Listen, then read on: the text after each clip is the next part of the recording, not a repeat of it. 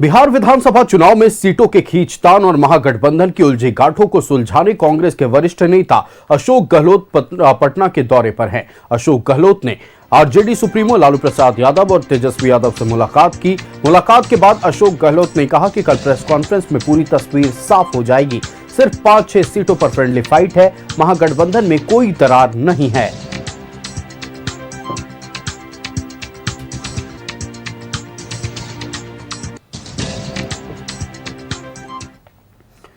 एक बार फिर चलते हैं संवाददाता अस्मित के पास। अस्मित, देखिए, महागठबंधन की बैठक पर हम चर्चा कर रहे थे। अशोक गहलोत पहुंचे हैं और अब लगभग ये माना जा रहा है, जिस तरह की बातें अशोक गहलोत की ओर से कही गई हैं, कि महागठबंधन में जो गांठें उलझी हुई थी वो अब सुलझ जाएंगी। हालांकि ये भी कहा जा रहा है कि 4-5 सीटों पर अब भी फ्रेंडली फाइट हो सकता है। क्या कुछ हुआ अशोक गहलोत के आने के बाद पटना में, बताएं दर्शकों को। देखिए, अशोक गहलोत पटना पहुंचे, सबसे पहले वो तेजस्वी यादव से मुलाकात करने उनके पोलो रोड स्थित आवास पहुंचे। वहां 15 मिनट की मुलाकात हुई।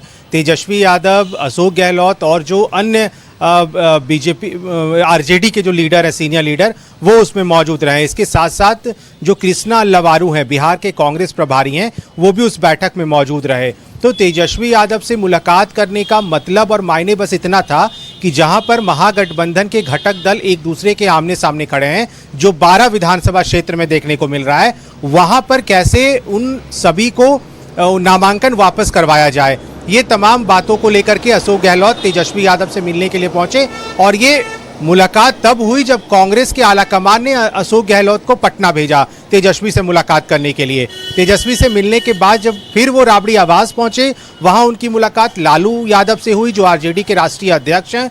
अशोक गहलोत की फिर से 15 मिनट मुलाकात हुई राबड़ी आवास में, और वो जब बाहर निकले उन्होंने कहा कि सब कुछ ठीक है, हम कोशिश कर रहे हैं कि जहां पर हमारे उम्मीदवार खड़े हैं वहां पर कैसे उनको मना लिया जाए। अशोक गहलोत ने यह भी कहा कि कई ऐसे हमारे उम्मीदवार हैं घटक दल के, उन्होंने उत्साह में नामांकन कर दिया है, तो उन लोगों से बैठकर बातचीत हो जाएगी। और ये इसलिए ज़रूरी है अभी महागठबंधन के अंदर, क्योंकि जब साझा प्रेस कॉन्फ्रेंस होगा तो ये बताने की कोशिश होगी महागठबंधन की तरफ से कि हमने अपने उम्मीदवारों को समझा लिया है और वहां पर फ्रेंडली फाइट जैसा कुछ देखने को नहीं मिलेगा। मुकाबला एनडीए बना महागठबंधन का ही होगा।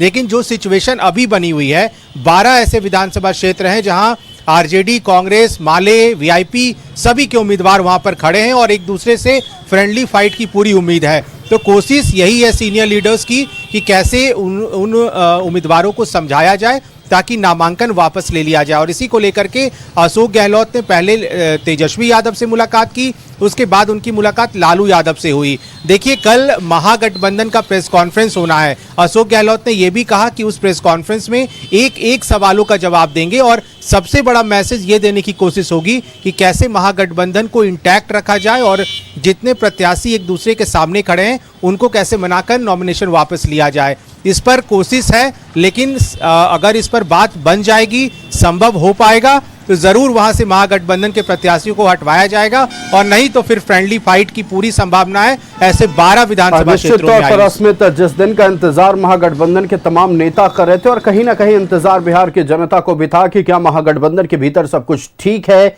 ये कल के होने वाले प्रेस कॉन्फ्रेंस में उम्मीद की जा रही है कि स्पष्ट हो जाएगा। आपका हमारे साथ जुड़ने के लिए अस्मित और तमाम जानकारियां साझा करने के लिए बहुत धन्यवाद। तो कांग्रेस के वरिष्ठ नेता अशोक गहलोत पटना दौरे पर है, तेजस्वी यादव और लालू प्रसाद यादव से मुलाकात हुई है और उम्मीद की जा रही है कि महागठबंधन के भीतर जो गांठें उलझी हुई हैं वो कल प्रेस कॉन्फ्रेंस के बाद सुलझ जाएंगी।